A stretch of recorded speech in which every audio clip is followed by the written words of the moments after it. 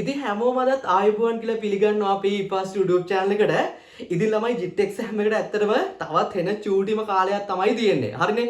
ඉතින් මේ ගොඩක් කට්ටිය දැන් ඔය කට්ටිය ළමයි අතර යන රාවයක් තමයි ඔයගොල්ලෝ යාළුවොත් ඇති. සමහරවිට මේක බලන ඔයත් ඒ වගේ වෙන්න ඇති. ගොඩක් අය මේ අවසාන මොහොතේදී මේ තීරණය කරනවා මං JIT exam එක ලියන්නේ නැහැ කියලා. හරිනේ. ඉතින් මේක මිස් කරගන්න එපා පුතේ. ඔයාලට මේ ගමන් ලියන්න බැරි වුණොත් එහෙම ආයි ලියන්න chance එකක් දෙන්නේ නැහැ. දෙවෙනි පාරේ එහෙම කරන්න බෑ. අපිට හම්බෙන පළවෙනි පාර මේ JIT exam එක ලියන්න ඕනේ. private දාලා එහෙම ලියන්න බෑ. හරිනේ. එතකොට ඔයා එහෙම හිතන් ඉන්න කෙනෙක් නම් මේ වීඩියෝ එක අනිවාර්යෙන් බලන්න. එතකොට ඔයාට idea එකක් ගන්න පුළුවන්. ඇත්තටම මේ JIT exam එකේ තියෙන දේවල් ටික හරියට ගන්නවා නම් ළමයි අපිට දවසක්වත් යන්නේ නැහැ. දවසක් වගේ චූටි කාලයකින් කවර් කරගෙන ගිහිල්ලා එක්සෑම් එක ලියලා ඒකක් ගැනීමේ හැකියාව තියෙනවා. හරිනේ. ඒ තරම් සරල මේ සබ්ජෙක්ට් එකක් ඒ තරම් සරල මේ පේපර් එකක් තමයි ඇත්තටම JIT exam එකට එන්නේ. හරිනේ. ඉතින් අද අපි මේ වීඩියෝ එකෙන් කතා කරන්න යන්නේ මේ ගමන තියෙන මේ ජනවාරි 11 වෙනිදා තියෙන මේ JIT exam එකේ පේපරේට හැදෙන්නේ මොන වගේ ප්‍රශ්න වලින්ද මොන වගේ අනුමානයන්ද එන්න පුළුවන් කියන එක ගැන තමයි අද මේ වීඩියෝ එකේ සම්පූර්ණයෙන්ම කතා කරන්නේ. ඉතින් JIT exam එකේ ළමයි අපි දන්නවා පේපර් ඒ කියන්නේ කොටස් දෙකක් එනවා. JIT එක මේ පේපර් එක ගත්තට පස්සේ පළවෙනි කොටසයි දෙවෙනි කොටසයි. හරිනේ. මම මේ පැත්තේ ලියන්නම් part 1 එක. part 1 එකයි part 2 එකයි කියන ওই දෙක තමයි ඇත්තටම මේ JIT paper එකේ එන කොටස් දෙක. හරිනේ. part 1 එකයි part 2 එකයි. එතකොට part 1 එක ගත්තට පස්සේ අපි දැන්ටමත් දන්නවා මේ part 1 එක හැදිලා තියෙන්නේ MCQ වලින්. කෙටි ප්‍රශ්න වලින් තමයි part 1 එක හැදිලා තියෙන්නේ. එතකොට part 1 එක ගත්තට පස්සේ මේ part 1 එකේ MCQ 40ක් තමයි ඇත්තටම තියෙන්නේ. MCQ 40ක් තමයි part 1 එකේ තියෙන්නේ.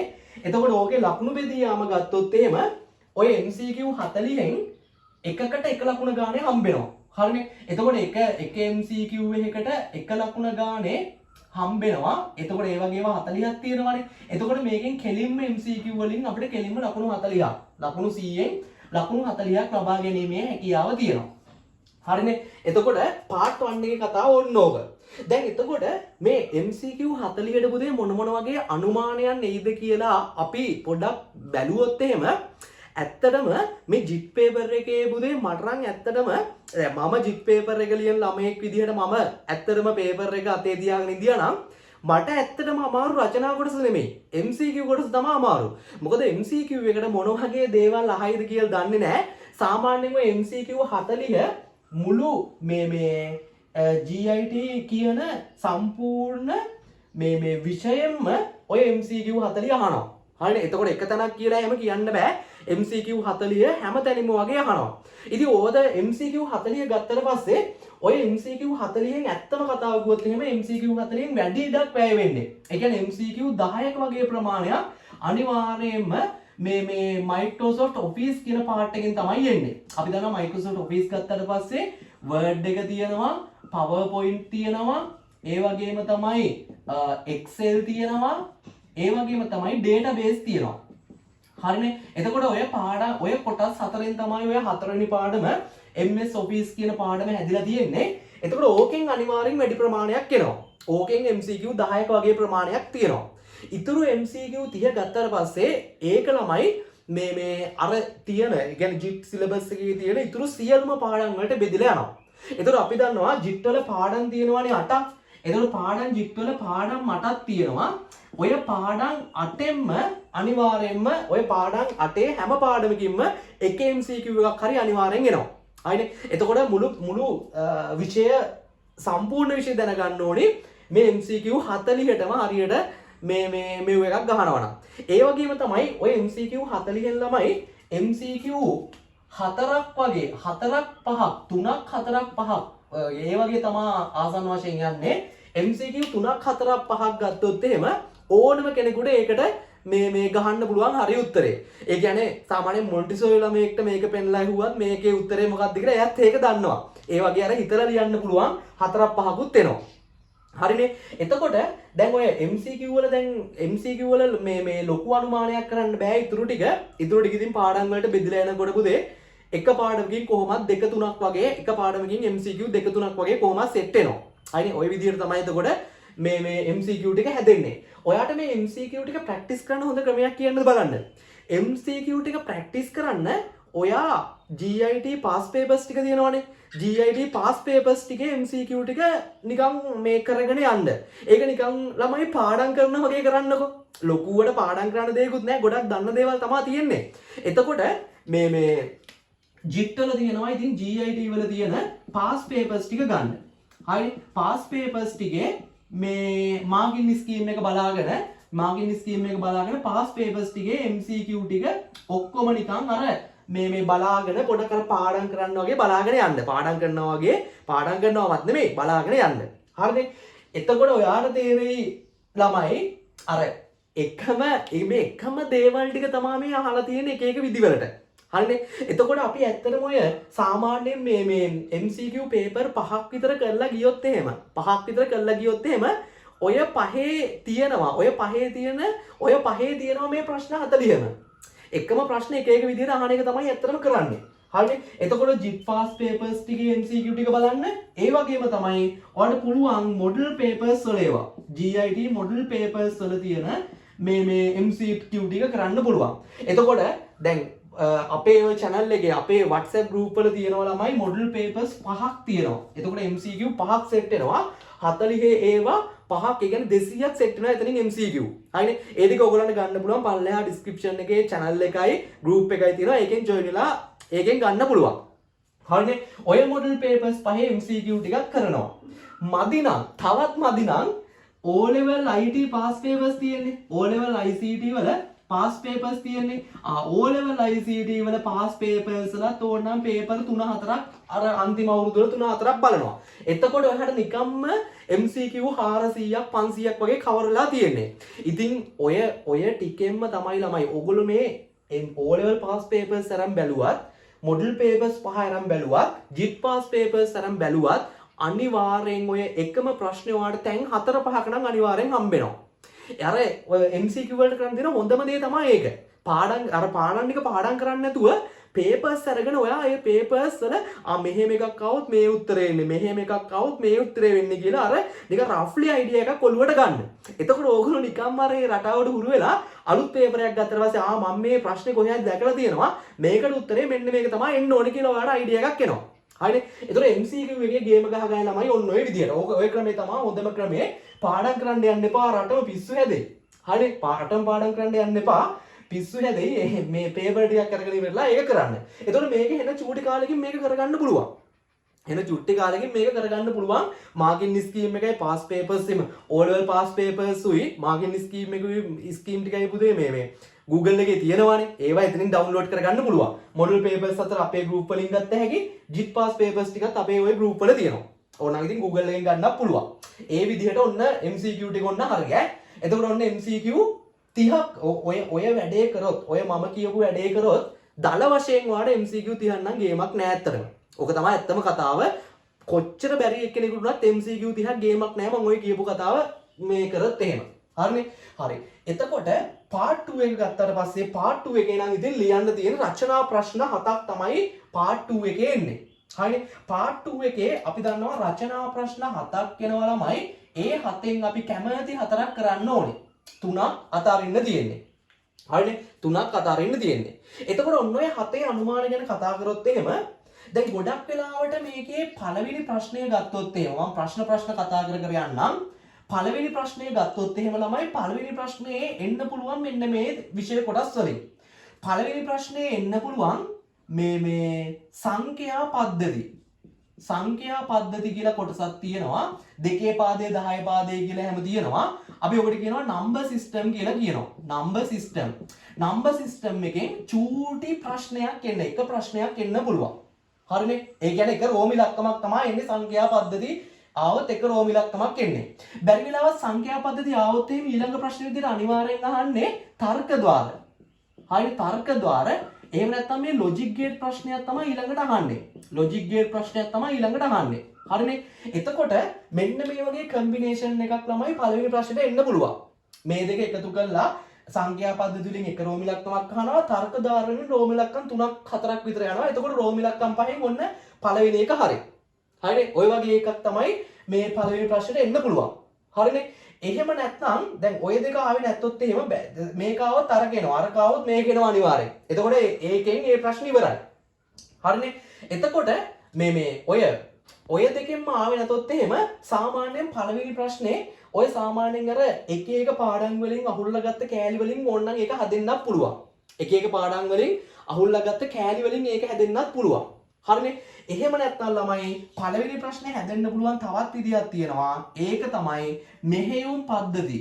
හරිනේ. මෙහෙයුම් පද්ධති කොටසෙන් ඔපරේටින් සිස්ටම් අපි ඔය Android Windows කියලා කියන්නේ අන්නේ කොටසින් හැදෙන්නත් පුළුවන්. එතකොට හැබැයි පළවෙනි ප්‍රශ්නෙට මෙහෙයුම් පද්ධති ආවොත් එහෙම මේක එන්නේ නැහැ. බැරි වෙලාව සංඛ්‍යා පද්ධති තර්කද්වාරයි ආවොත් මෙහෙයුම් පද්ධතිවලින් ප්‍රශ්නයක් අහන්නේ නැහැ. ඔය දෙකෙන් එකක් තමයි අනිවාර්යෙන් පළවෙනි ප්‍රශ්නයට එන්න පුළුවන්. පළවෙනි ප්‍රශ්නයට ඔය දෙකෙන් එකක් තමයි අනිවාර්යෙන් වෙන්නේ. ඊට පස්සේ ළමයි අපි දෙවෙනි ප්‍රශ්නට ගියොත් එහෙම දෙවෙනි ප්‍රශ්නේ නම් දිගට වෙන්නේ පුතේ මේ හතරවෙනි පාඩමේ තියෙන මේ Word, PowerPoint, Excel, database කියන ටිකෙන් තමයි එන්නේ. එතකොට දෙවෙනි ප්‍රශ්නේ අපි හිතමුකෝ දෙවෙනි ප්‍රශ්නේ ආවා MS Word වලින්. ඒව එක්කලා කලවම් වෙන්නේ නැහැ තව ඒවා. MS Word ආවොත් ඒකෙන් විතරමයි අහන්නේ සම්පූර්ණ රෝම ඉලක්කම් ටික. තුන්වෙනි එකට ආවා MS PowerPoint කියන එක ආවා. ආයේ PowerPoint කියන එක ආවා.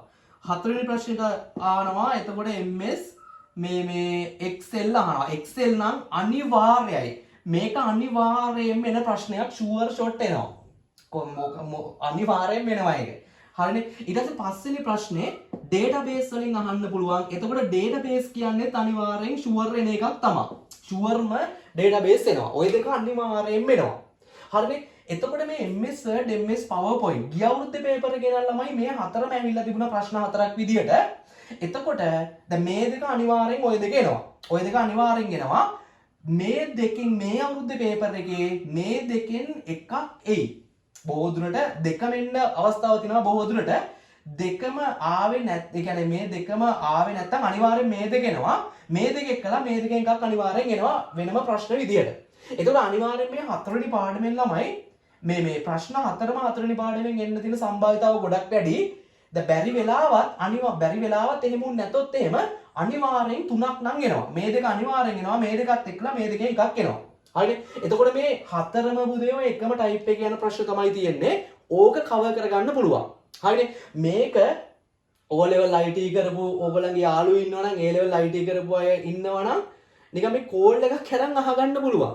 සාමාන්‍යයෙන් පැයකින් දෙකකින් වගේ මේක ඉතින් සම්පූර්ණ දේවල් ටික අහගන්න පුළුවන්, කවර් කරගන්න පුළුවන්. හරිනේ. එතකොට ඇත්තටම මේ හතරම කවර් කරගත්තා කියලා කියන්නේ කෙලින්ම ඒකක් එතනම. ඇයි අතනත් කෙලින්ම 10ක් එනවනේ. පළවෙනි කොටසෙත් 10ක් එනවා. මෙතනත් කෙලින්ම ළමයි හතරක්ම ආවොත් එහෙම ආයෙ ඉතින් තෝරාගැනීම නැහැ නේ. හතරයිනේ කරන්න ඕනේ. හතරම පුළුවන්. හතරම අපි කරලා තියෙන්නේ සම්පූර්ණයෙන්ම. හරිනේ. එතකොට ලොකු ගේමක් ගහගන්න පුළුවන් එතන. ඊට පස්සේ 6 වෙනි ප්‍රශ්නෙට ගියොත් එහෙම 6 වෙනි ප්‍රශ්නේ අනිවාර්යෙන් එනවා පුතේ HTML කොටසක් අනිවාර්යෙන් එනවා. වෙබ් අඩවි සංවර්ධනය. වෙබ්සයිට් එකක් හදන්න එකේ කෝඩ්ස් ගහන්න එකක් තියෙනවා. ඒකට තමයි ඔය HTML කියලා කියන්නේ. මම මේකේ වීඩියෝ එකක් මේකේ සම්පූර්ණම පාඩමේ වීඩියෝ එකක් මගේ channel එකේ දාලා තියෙනවා. මම පල්ලෙහා description එකේ link එකක් දාන්නම්. නැත්නම් ළමයි channel එකට ගිහිල්ලා බලන්න HTML කියන නමින්ම තියෙනවා වීඩියෝ එකක්. පැය 3ක වගේ කාලයක් තියෙනවා. ඒක බැලුවා කියලා කියන්නේ මේක ගේමක් නෑ ඇත්තටම.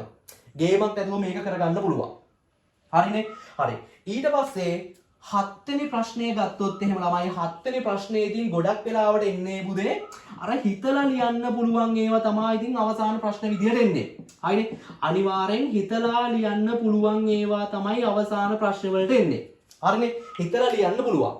හිතලා ලියන්න පුළුවන් ඒවා තමයි එන්නේ. දැන් හිතලා ලියන්න පුළුවන් ඒවාත් මොන වගේ වහයිද කියලා ඕගොල්ලන්ට ප්‍රශ්නයක් තියෙනවනේ.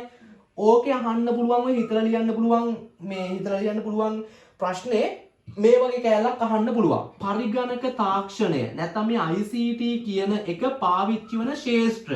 හිතලා ලියන්න බැයිද පුතේ? පාවිච්චි වෙන ශාස්ත්‍ර. අධ්‍යාපන ශාස්ත්‍රයේ පාවිච්චි වෙන ඔන්ලයින් ක්ලාසස් කරනවා. ඊට පස්සේ අද වර්තමානයේ ක්ලාස් රූම් එකක් ගත්තොත් එහෙම මේක ස්මාර්ට් ක්ලාස් රූම් එකක්. ලොකු ස්ක්‍රීන් එකක දාලා ඉවර වෙලා අපිට වීඩියෝස් එහෙම දාලා පෙන්නනවා. අන්න ඒ අධ්‍යාපන ශාස්ත්‍රයේ යෙදුණුගේ. ඊට පස්සේ සෞඛ්‍ය ශාස්ත්‍රයේ හොස්පිටල් වල එහෙම හැමදැනම පාවිච්චි වෙනවා මේ පරිගණක තාක්ෂණය. ඉතින් MRI මැෂින් කියලා එක මැෂින් තියෙනවා. ඒ හැම මැෂින් එකම පරිගණක තාක්ෂණයෙන් තමයි වැඩ කරන්නේ. ප්‍රවාහන ශාස්ත්‍රය ප්‍රවාහන ශාස්ත්‍රය. එතකොට දැන් අපිට ඔය බස් වල ටිකට් එහෙම ඔන්ලයින් බුක් කරන්න පුළුවන්. ඒවා ඔක්කොම ඉතින් ඔය ICT එක්කලා ආපු දේවල් තමයි. ඒවා ඉතින් හිතලා ලියන්න පුළුවන්. හරිනේ. ශාස්ත්‍ර වලින් ප්‍රශ්නයක් අහන්න පුළුවන්.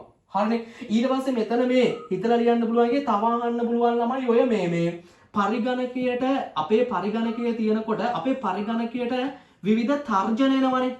තර්ජන එනවා. කවුරු හරි හැක් කරනවා අපේ පරිගණකය. කවුරු හරි අපේ කම්පියුටර් එකට වෛරස් එකක් දානවා. අර ඒ වගේ ඒවා හිතලා ලියන්න පුළුවන් ඒවානේ හැක් කරනවා. ඊට පස්සේ මේ අපේ ෆොටෝ ගහලා ඉවර වෙලා මේ එක එක තැන්වල නිකන් අර මේ වැරදි විදියට පළ කරනවා එඩිට් කරලා. අර ඒ වගේ ඒවා අර හිතලා ලියන්න පුළුවන් ඒවා එතන එන්නේ. ඊට පස්සේ මෙතන එන්න පුළුවන් තවත් එකක් තමයි මොකද්ද? තවත් එකක් තමයි ඔය පරිගණකය පාවිච්චි කරනකොට මේ ඇතිවන සෞඛ්‍ය ගැටලු. ගොඩක් වෙලා ස්ක්‍රීන් එක දිහා බලාගෙන ඉඳලා පස්සේ ඔන්න ඇස් පේන්නේ නැතුව යනවා. ඊළඟට ළම එන්න පුළුවන් මේ මෙතන තව ඔය ඉලෙක්ට්‍රොනික කසල එහෙම ඒ වගේනේ මානවා වෙලාවකට. ඉලෙක්ට්‍රොනික කසල අපි e-waste කියලා කියනවා.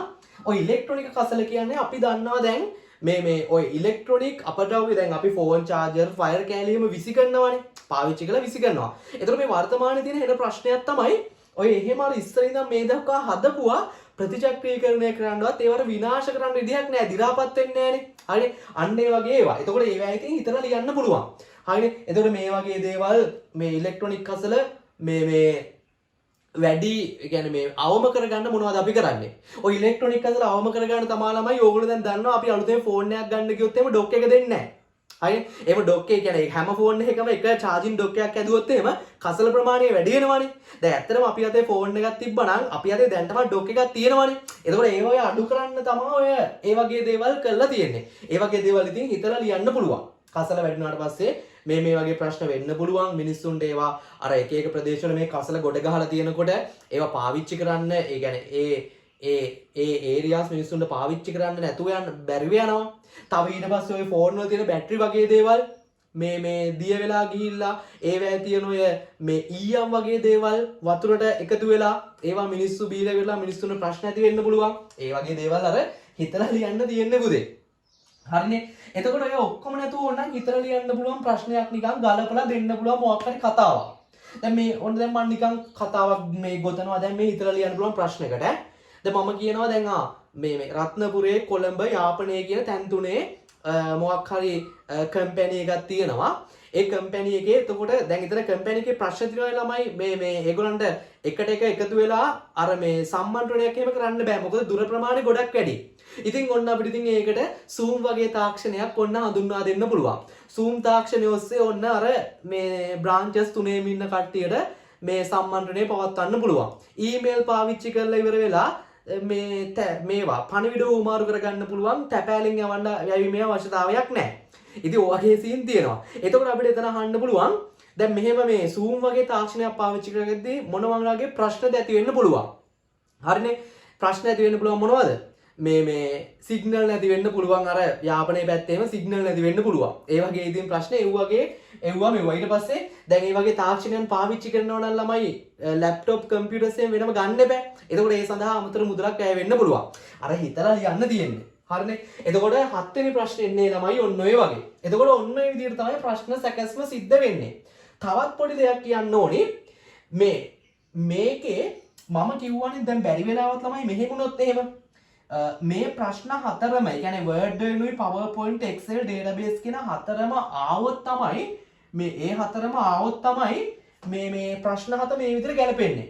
බැරි වෙලාවත් දැන් මේ දෙක අනිවාර්යෙන් එනවා කිව්වනේ. මේ දෙකෙන් එකක් ගැලවිලා අයින් වුණොත් එහෙම ඒකට ආදේශකයක් විදිහට එන්න පුළුවන් ප්‍රශ්නේ මොකක්ද කියන එක මේ එනවනේ. හරිනේ.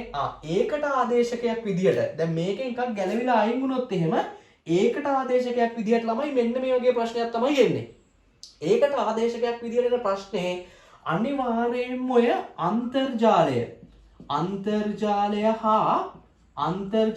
හා ඊමේල් කියන කොටසෙන් තමයි අනිවාර්යෙන් මෙතනින් එක ප්‍රශ්නයක් හරි ගැලවිලා ගියොත් එහෙම මෙන්න මේ ප්‍රශ්නේ තමයි එන්නේ. අන්තර්ජාලය හා ඊමේල් කියන දෙක කලවම් කරලා ප්‍රශ්නයක් අහන්න පුළුවන්. ඒතර අන්තර්ජාලයේ මේ වගේ ප්‍රශ්නයක් ඇහුවොත් අහන්නේ මේ වගේ ප්‍රශ්නයක් අහන්න තමයි පුතේ බොහෝ දුරට අවස්ථාව තියෙන්නේ. ඔය ඉන්ටර්නෙට් එකට යනකොට පුතේ අපි ඔය ලින්ක් ගන්න එක එක වෙබ්සයිට් වල එක එක ලින්ක් ගන්නවනේ. ඒ ලින්ක් එක අපිට නම් කරන්න පුළුවන්. www. කියලා කියන්නේ විශ්ව විසිරි වියමන. ඊට පස්සේ අපි කියමුකෝ doinets.lk කියලා තියෙනවා නම් doinet.lk කියන්නේ domain name එක. .lk කියන්නේ top level domain එක. ඔන්නව තමයි අහන්නේ එතන. එහෙම ආවොත් මේ වගේ එකක් තමයි අහන්නේ. ඊට පස්සේ ඊමේල් වලින් ආවොත් එහෙම ඉතින් ඊමේල් එකක ස්ක්‍රීන්ෂොට් එකක් දාලා ඉවර වෙලා අහයි මේ ඊමේල් එකේ මේ වෑම් මොනවද කරන්නේ? ඒවර හිතලා උත්තර දෙන්න පුළුවන්. මේ වෑම් මොනවද කරන්නේ කියලා එහෙම අහනවා. හරිනේ. එහෙම නැත්නම් ඔය ඊමේල් වල තව සීන් එකක් තියෙනවා. ඊමේල් යවන්න ළමයි විවිධාකාර ක්‍රම තියෙනවා. to කියන එකේ යවන්න පුළුවන්. to කියන විදිහට ඊමේල් එකක් send කරන්න පුළුවන්. CC කාබන් කොපියක් විදිහට ඊමේල් එකක් send කරන්න පුළුවන්. BCC blind කාබන් කොපියක් විදිහට send කරන්න පුළුවන්. ඉතින් ඒ ටික notes වල ඔක්කොම තියෙනවා. ඒ notes ටික ඔක්කොම මම group එකේ දාලා තියෙනවා. group එකට join වෙන්න. හරිනේ. එතකොට මේ කතාව හරි. එතකොට ඔන්න ඔය විදිහට තමයි ළමයි part 2 එක හැදෙන්නේ. මම නම් කියන්නේ ඕගොල්ලෝ ළමයි මේ සම්පූර්ණ දවසක් හරි කොහොම හරි වෙන් කරලා ඉවර වෙලා හතරවෙනි පාඩම කවර් කරගන්නකො. ආයි මොකුත් ඕනේ නැහැ. හතරවෙනි පාඩම කවර් කරගත්තට පස්සේ අතනත් ගොඩක් හරි. ඒ වගේම තමයි මෙතනත් ඉතින් අවම වශයෙන් 3ක් එනවා ළමයි. කෙලින්ම 15 ඒවා 3ක් ගන්න පුළුවන්. කෙලින්ම 45 ගෙඩිය පිටින් ගන්න පුළුවන්. හරිනේ. එතකොට මේක හිතලා ලියන්න පුළුවන්. එහෙම වුණොත් එහෙම දැන් බැරි වෙලාවත් මෙතනින් 3යි නම් ආවේ මේක කරන්න පුළුවන් ඉතුරු එක විදිහට හිතලා ලියන්න පුළුවන් එක. HTML උත් ඇත්තටම ලේසි බලාගත්තොත් එහෙම. හරිනේ. HTML උත් මේ ඔක්කොම ලේසි ඇත්තටම. ඒව සීන් එකක් තමයි තියෙන්නේ. ඉතින් ඔයගලන්ට කාලය කියන එක ප්‍රශ්නයක් තමයි එන්නේ. ඇත්තටම ළමයි මම නම් කියන්නේ මේ දවසක්වත් යන්නේ නැහැ මේකට රෙඩි වෙන්න හරියට රෙඩි වෙනවා නම්. හරිනේ. ඔයාලට කරන්න තියෙන්නේ මේ වැත්තර මම කිව්ව කතාව තමයි ළමයි කරන්න තියෙන්නේ. කාගෙන් හරි එකපාර අහගත්ත පැයක් දෙකක් මේව කරලා හරි නැත්නම් වීඩියෝස් බලලා හරි මොකක් හරි කරලා ඉවර වෙලා මේක අහගත්තා. අහගෙන ඉවරලා ප්‍රශ්න කරන්න. මේ මොඩල් මෙන්න මේ මම මේ group එකේ දාන මොඩල් papers 5 කරන්නකො ළමයි. ඒක කරා කියලා කියන්නේ ඒකේ තියෙන ටිකම තමයි එන්නේ. ඒකේ තියෙන ටිකම තමයි මම එන්නේ. හරිනේ. ඉතින් ඔන්න ඔය විදිහට තමයි ළමයි එතකොට අනුමානය කරන්න පුළුවන්. ඇත්තටම ඔය ටිකෙන් එකක් තමයි අනිවාර්යෙන් එන්නේ. අනිවාර්යෙන්ම එක්සෑම් එක ලියලා ඉවරලා මේක බලපු ඔයා එක්සෑම් එක ලියලා ඉවරලා අනිවාර්යෙන් කමෙන්ට් එකක් දාන්න ඕනේ. කරපු අනුමාන ටික ආවද කියලා. හරිනේ. ඉතින් අර හැම අවුරුද්දකම අනුමාන කරනවා. ඔයගොල්ලෝ ඔයා බලන්න දැන් කලින් අවුරුද්දෙත් අනුමාන කරලා තියෙනවා. ඒවත් ඉතින් ගොඩක් ඒ විදිහටම ආසන්න වශයෙන් මේ විදිහටම කියන අනුමාන කරපු විදිහටම තමයි ඇවිල්ලා තියෙන්නේ. හරිනේ. කවුරු හරි ඔයාගේ යාළුවෙක් ඉන්නවා නම් JIT exam එක ලියන්නේ නැහැ කියලා එහාටත් මේ වීඩියෝ එක අනිවාර්යයෙන්ම share කරන්න. හරිනේ. එතකොට තමයි මේ materials ටික ඔක්කොම ලබා ගන්න පුළුවන් ඔයාට අපේ group එකට join වුණොත් channel එකයි group එකයි දෙකම තියෙනවා. පල්ලෙහා description එකේ link එක දාලා තිනවා channel එකයි group එකයි ඔයාට join වෙන්න පුළුවන්. හරිනේ. ඉතින් ඔයාට මෙහෙම කරන්න පුළුවන් මේකේ මේ model papers සාකච්ඡා කරන recordings එහෙම ඔක්කොම videos විදියට තියෙනවා. ඔයගොල්ලන් මේ video pack එක ළමයි ගන්න පුළුවන්. ඉතින් කැමති නම් ඕක කරන්න. ඉතින් එහෙම අනිවාර්ය ගැන ඒක ගන්නම කියන එකක් නැහැ. ඔයාලට කවුරු හරි අහගන්න ඉන්නවා නම් එයාගෙන් අහගෙන ගේම ගහගන්න පුළුවන්. මොඩල් පේපර්ස් ටික ඔක්කොම ඔයාලට ගන්න පුළුවන් මේ group එකට. ඒ ටික ඔක්කොම අපි ලබා දීම සිද්ධ කරනවා. හරිනේ. හරි. එතකොට ඔන්න ඔය විදිහට තමයි එතකොට වැඩේ යන්නේ. අනිවාර්යයෙන්ම ළමයි කමෙන්ට් එකක් දාන්න මේ එක්සෑම් එක ඉවර වෙලා ඔයගොල්ලන්ට මේ අනුමාන ටික හරි ගියාද කියලා. හරිනේ. එහෙනම් අපි මේ වගේම වීඩියෝ එකකින් හම්බෙමු. හැමෝටම එහෙනම් ආයුබෝවන්.